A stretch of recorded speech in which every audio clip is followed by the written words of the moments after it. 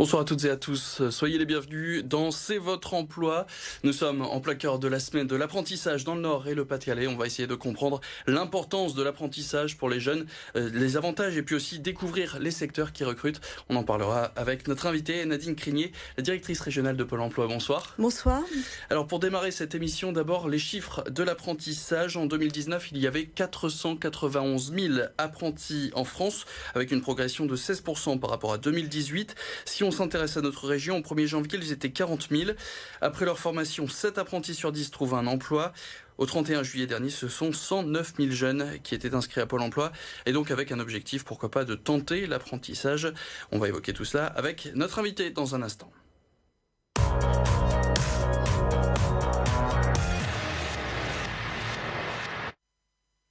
Alors déjà, Nadine Crinier, est-ce qu'on peut expliquer clairement, en quelques mots, ce que c'est l'apprentissage ? Alors, au niveau de l'alternance, vous avez deux contrats. Le contrat d'apprentissage et le contrat de professionnalisation. Le contrat d'apprentissage va amener à une qualification qui va aller du CAP jusqu'à un diplôme d'ingénieur. Un contrat de professionnalisation, lui, c'est plus un complément à une formation. Donc, il est de plus courte durée et donc il permet d'acquérir un certificat. Par exemple, vous étiez soudeur sur l'inox et vous allez apprendre une nouvelle technique de soudure et vous aurez un nouveau certificat. Ça, c'est le contrat de professionnalisation. C'est ce qu'on appelle aussi l'alternance ou... C'est dans la même famille que l'alternance. Par contre, le contrat d'apprentissage, lui, il va vous apprendre sur cet exemple à être soudeur. Voilà. Et pourquoi Pôle emploi a décidé de prendre en charge cet apprentissage ? Alors, Pôle emploi s'est intéressé, et c'est pas nouveau, à l'apprentissage, mais particulièrement cette année parce qu'on a eu un phénomène au mois de mai d'inscription assez massive de jeunes à Pôle emploi, alors qu'habituellement on les voyait plutôt en sortie de leur parcours scolaire, en octobre-novembre. Et donc il y a eu des ruptures comme ça dans les études des jeunes. Et puis on craignait aussi que l'effet Covid amène à une baisse des contrats d'apprentissage qui avaient bien progressé entre 2018 et 2019. Donc il fallait pouvoir rattraper, je dirais, l'effet Covid de 2020. Les entreprises ont eu peur de recruter avec cet effet Covid. Vous allez voir ces chiffres bientôt. Alors, les entreprises aujourd'hui continuent de recruter. Vous voyez, aujourd'hui, si vous allez sur pôle emploi.fr, vous avez dans la région 38 000 offres qui sont diffusées et disponibles. Par contre, il y a moins d'opportunités qu'au premier semestre, où on avait eu un mois de mars très très bon, et puis l'effet Covid a fait baisser les opportunités d'emploi. En même temps, l'apprentissage, c'est aussi une façon de travailler sur l'avenir en termes de compétences.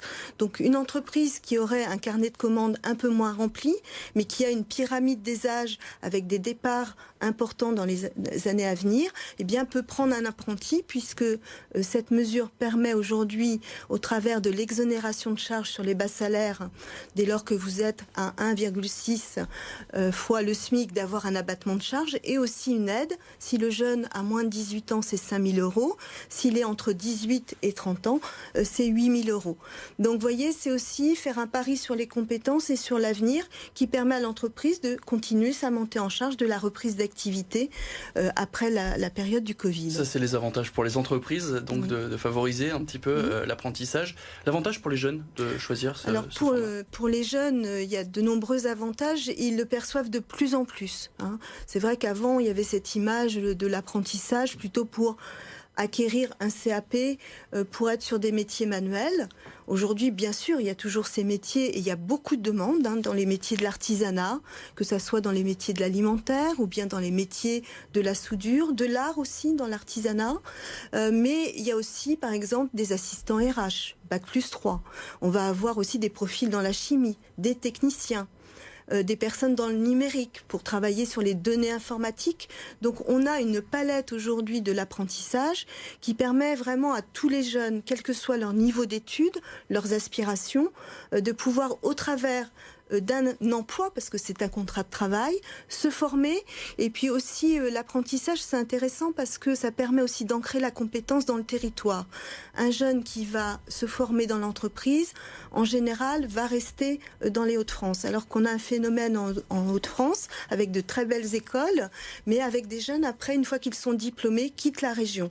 Et donc le fait d'ancrer l'emploi dans les Hauts-de-France tout en se formant est aussi un atout pour la région. Donc il y a toute cette variété diversité de profils d'entreprises que vous avez signalés. Les contrats aussi que les jeunes peuvent avoir à la fin de l'apprentissage. Quels sont les débouchés pour ces jeunes qui sont... Alors, beaucoup de jeunes, vous l'avez montré dans vos chiffres, vous l'avez dit, 7 jeunes sur 10 sont en emploi dans les 6 mois qui suivent un apprentissage. Donc ça, c'est un élément assez remarquable par rapport à des études plus classiques.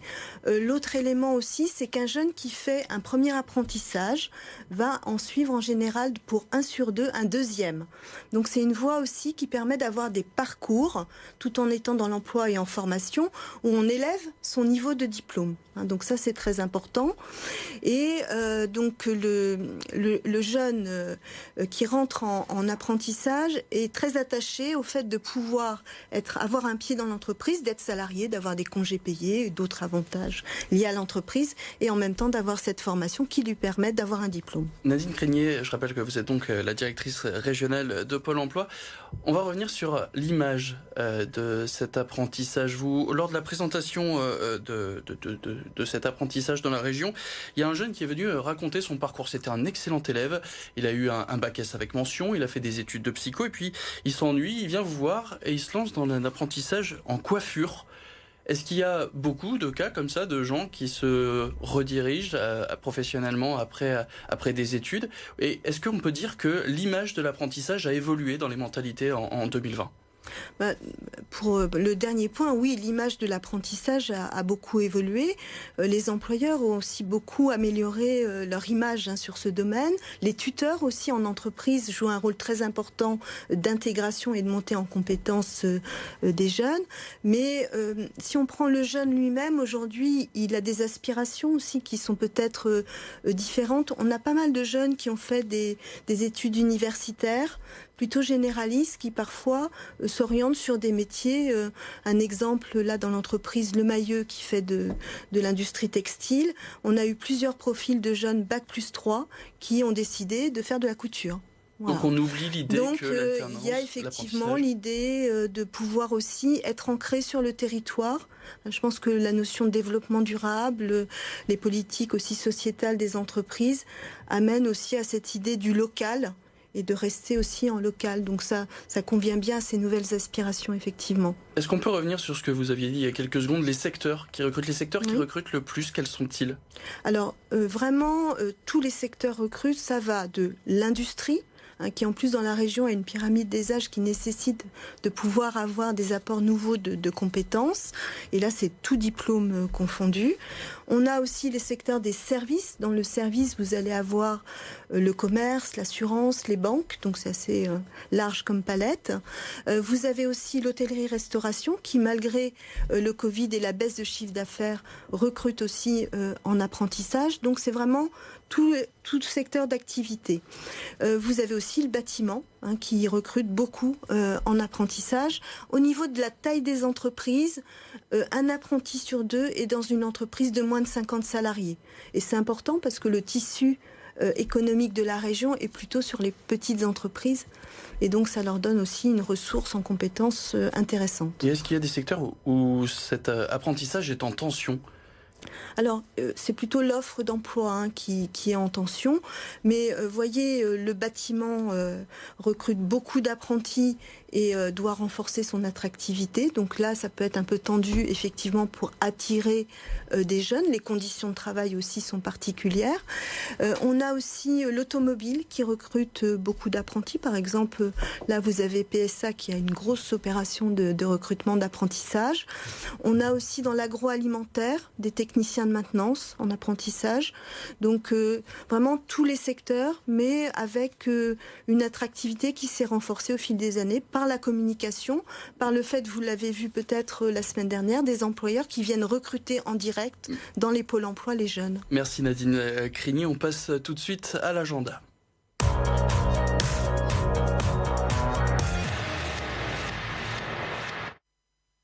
C'est donc toujours la semaine de l'apprentissage dans la région avec 2 salons virtuels. C'est jusqu'au 28 septembre dans le Nord et le Pas-de-Calais. Et puis le démarrage de Restart, c'est du 28 septembre au 2 octobre. Une semaine dédiée à la création et à la reprise d'entreprise avec plus de 130 événements. Merci beaucoup Nadine Crigné, la directrice régionale de Pôle emploi de France, d'avoir accepté notre invitation.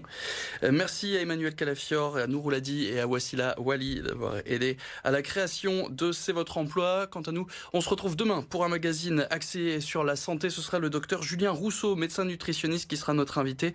Le premier thème donc de l'année, ce sera l'obésité et le surpoids. Merci à toutes et à tous d'avoir suivi cette édition. Restez avec nous, l'information continue sur BFM Grand Lille et BFM Grand Littoral.